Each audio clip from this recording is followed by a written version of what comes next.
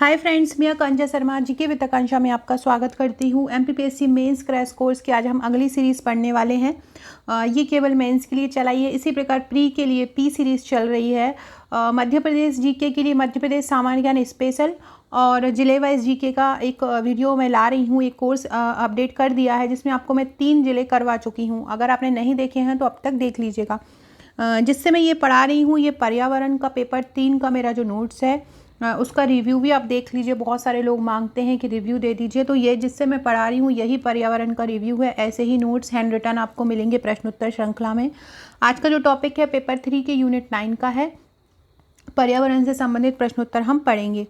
आप Insta mojo पे जाकर हमारे कुछ नोट्स डले हुए हैं, आप वहाँ से परचेज़ कर सकते हैं। इसके अलावा आप जीके विद आकांक्षा की एप्लीकेशन डाउनलोड कर सकते हैं, वहाँ पर भी आपको बहुत सारे नोट्स मिल जाएंगे। साथ ही साथ स्टोर में जाके आप उन्हें परचेज़ कर सकते हैं। तथा आप साइड में जो आपको एक पॉइंट बना दिखेगा, वहाँ पर आपको फ्री स्टडी मटेरियल मिल जाएगा, वहाँ पर भी आपको बहुत सारे PDF मिल जाएंगे। पहला क्वेश्चन है, पर्यावरण को समझाकर उसके स्वरूप पर प्रकाश डालो। ये हमारा जो पर्यावरण का यूनिट 9 है उसका पहला टॉपिक है, पर्यावरण की परिभाषा, क्षेत्र और आयाम। पर्यावरण को समझाकर उसके स्वरूप पर प्रकाश डालिए। तो पर्यावरण का मतलब होता है परि प्लस आवरण, मतलब हमें जो चारों ओर से घेरे हुए है। पर्यावरण एक अविभाज्य समष्टि है। अविभाज्य मतलब जिसको हम विभाजित नहीं कर सकते हैं। इसकी रचना भौतिक, जैविक और सांस्कृतिक तत्वों वाले परस्पर क्रियाशील तत्वों से होती है, मतलब जो आपस में जुड़े हुए हों और आपस में परिवर्तनशील हों और क्रियाशील हों। अब हम इसका स्वरूप पढ़ते हैं तो पर्यावरण 2 स्वरूपों में प्रकट होता है। किस प्रकार से? उसके 2 स्वरूप है, एक होता है बाहरी पर्यावरण और एक होता है भीतरी पर्यावरण। ये आपको 3 नंबर में पूछ सकते हैं कि 5 पर्यावरण का स्वरूप बताइए। तो एक होता है बाहरी और एक होता है भीतरी। बाहरी पर्यावरण क्या होता है? जैसे किसी तालाब में एक मछली का पर्यावरण, किसी तालाब में एक मछली का पर्यावरण जो पर्यावरण होता है वो क्या होता है? बाहरी पर्यावरण होता है। सजीव जीवधारियों में उनका अपना भीतरी पर्यावरण होता है। जो सजीव लोग होते हैं, जैसे कि हमारा अपना ऑटोमेटिक एक पर्यावरण, हमारे चारों तरफ का जो क्षेत्र होगा वो हमारा पर्यावरण होगा, जो उनकी बाहरी देह सतह के भीतर घिरा होता है। बाहरी पर्यावरण की तुलना में भीतरी पर्यावरण अपेक्षाकृत स्थिर होता है। हमारा जो चारों तरफ का जो वातावरण होगा, जो हम जहाँ पे चारों तरफ रह रहे होंगे, वो हमारा भीतरी पर्यावरण कहलाएगा। इसके अलावा सभी जीवों के बाहर का जो पर्यावरण एकत्रित रूप से बाहरी पर्यावरण कहलाएगा। तो इस प्रकार ये 5 नंबर में आपसे पूछ सकते हैं कि पर्यावरण को समझाकर उसके स्वरूप पर प्रकाश डालिए। तो आपने ये पर्यावरण की परिभाषा लिख देनी है, फिर आपको उसका स्वरूप लिख देना है। अगला है पर्यावरण के घटक समझाओ। फ्रेंड्स, आप अगर मेरा मेंस का पैकेज लेते हैं तो आपको उसमें 25 ग्रुप भी मिलते हैं। जैसे कि पर्यावरण का मैं पढ़ा रही हूँ तो पर्यावरण की ये बुकलेट आपको मिलेगी, साथ में आपको इसके साथ एक पर्यावरण का ग्रुप भी मिलेगा। वहाँ पर भी मैं आपको आंसर अपडेट करती हूँ, नए नए क्वेश्चन आंसर आपको देती हूँ। जिस प्रकार से एग्जाम में पूछे जाते हैं, अलग अलग तरीके से क्वेश्चन बनाकर कैसे पूछा जाता है, वो वहीं पर मैं आपको प्रोवाइड कराती हूँ। 25 व्हाट्सएप के ग्रुप दिए जाते हैं। इसी प्रकार अगर आप हमारे प्री का नोट्स लेते हैं तो प्री के साथ भी आपको एक ग्रुप दिया जाता है। पर्यावरण के घटकों को 3 भागों में बांटा गया है। कौन कौन से? भौतिक घटक या अजैविक घटक और जैविक घटक। भौतिक घटक या अजैविक घटक क्या होते हैं? इसमें प्रकाश, वर्षण, तापमान, आर्द्रता और जल, अक्षांश, ऊंचाई, उच्चावच, प्रकाश जो हरे पौधों के लिए आवश्यक होता है, मतलब जो भौतिक रूप से उपस्थित होते हैं वो भौतिक घटक कहलाते हैं। जैविक घटक क्या होते हैं? एक होते हैं रासायनिक घटक। जैविक घटक क्या होते हैं? जैविक घटकों में पौधे आते हैं, प्राणी, अपघटकों को शामिल किया जाता है। पारितंत्र के जैविकीय घटक व अजैविक पृष्ठभूमि में परस्पर क्रिया करते रहते हैं। जैविक घटकों में जो पौधे होते हैं जिनमें जीवन होता है वो जैविक घटक कहलाते हैं और ये आपस में क्रिया करते रहते हैं। इनमें स्वपोषी और परपोषी मतलब उत्पादक और उपभोक्ता दोनों आते हैं। अब हम इनके बारे में पढ़ लेंगे कि क्या होते हैं जैविक घटक। जैसे कि उत्पादक होता है, उपभोक्ता होता है, अपघटक होता है। तो प्राथमिक उत्पादक क्या होते हैं? जीव जो आधारभूत में हरे पौधे, कुछ खास जीवाणु व शैवाल जो सूर्य प्रकाश की उपस्थिति में सरल अजैविक पदार्थों से अपना भोजन स्वयं बनाते हैं। प्राथमिक उत्पादक क्या होते हैं? हरे पौधे जो होते हैं या जो कि खुद अपना भोजन बनाते हैं, वो किसी दूसरे पर डिपेंड नहीं करते हैं, जैसे कि हरे पौधे। उपभोक्ता क्या होता है? वे जीव जो अपने भोजन के लिए स्वयं नहीं बनाते बल्कि दूसरों पर निर्भर रहते हैं। इनको परपोषी कहा जाता है। ये 3 प्रकार के होते हैं।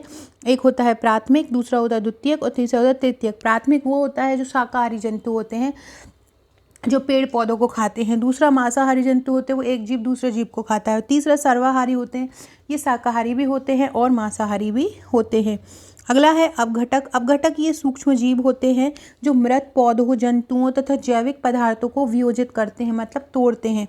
इस क्रिया के दौरान ये हमारा अपना भोजन भी बनाते हैं। मेरे पास एक कमेंट आ रहा है बहुत दिन से, विकास प्रजापति नाम से हैं, शायद वो लड़की हैं और उनका नाम कमेंट बॉक्स में मेल के नाम से आता है।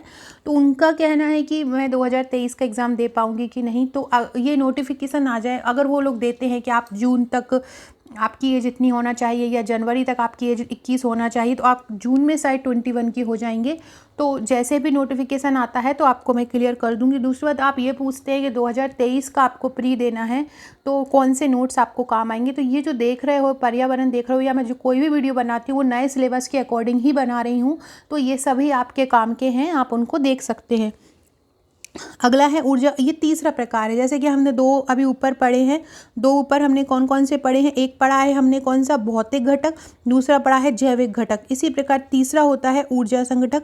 ऊर्जा संघटक में क्या आते हैं, सौर ऊर्जा एवं भूतापीय ऊर्जा को, कौन कौन सी, सौर ऊर्जा और भूतापीय ऊर्जा को ऊर्जा संघटक के अंतर्गत शामिल करते हैं। मतलब इसमें सौर ऊर्जा आती है और भूतापीय ऊर्जा आती है। अगला क्वेश्चन है पर्यावरण के कार्य समझाइए। तो पर्यावरण क्या क्या काम करता है, हमें संसाधनों की पूर्ति करता है। संसाधन कौन कौन से, जैसे कि नवीनीकरणीय होते हैं, अनवीनीकरणीय होते हैं। नवीनीकरणीय मतलब जिनको हम दोबारा यूज़ में ले सकते हैं, जैसे कि जल है। दूसरा होता है अनवीनीकरणीय, जिन्हें हम दोबारा यूज़ में नहीं ले सकते, जैसे कि कोयला है, पेट्रोल है। अपशेष को समाहित कर लेता है अपने में, अगर हम कोई अपशेष डालते हैं तो अपने अंदर ये समावेश उसमें कर लेता है। जनिक जैविक विविधता प्रदान कर जीवन को पोषण प्रदान करता है। पर्यावरण में ऐसे कई मतलब ऐसे पोषक तत्व मौजूद होते हैं, खाद्यान्न मौजूद होते हैं जिनसे व्यक्ति पोषण प्राप्त करता है, जिनको ग्रहण करके। यह सौंदर्य विषयक सेवाएं देता है। सौंदर्य प्रसाधन की जब सभी जो चीज़ें हैं वो ये हमें प्रदान करता है। इसके अलावा अगर हम कभी हमको घर में घुटन होती है, घबराहट होती है, या हम घर से परेशान होते हैं, तो हम पर्यावरण में ही जाकर अपना मन बहलाते हैं, घूमने जाते हैं। तो इस प्रकार से ये हमें आराम प्रदान करता है, सौंदर्य विषयक सेवाएं देता है, जैसे कि सुंदर दृश्य। तो इस प्रकार हम पर्यावरण के कार्य 5 नंबर में आए तो लिख सकते हैं।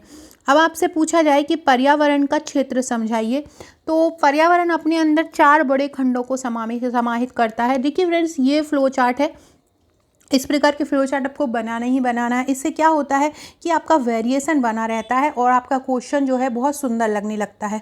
मेरा मेंस के नोट्स को हैंड रिटन बनाने का उद्देश्य यही है, क्योंकि आप मार्केट में जाते हैं तो आपको बहुत सारे प्रिंटेड नोट्स मिल जाते हैं और सभी कहीं ना कहीं हर एक नोट्स में अपनी एक क्वालिटी होती है।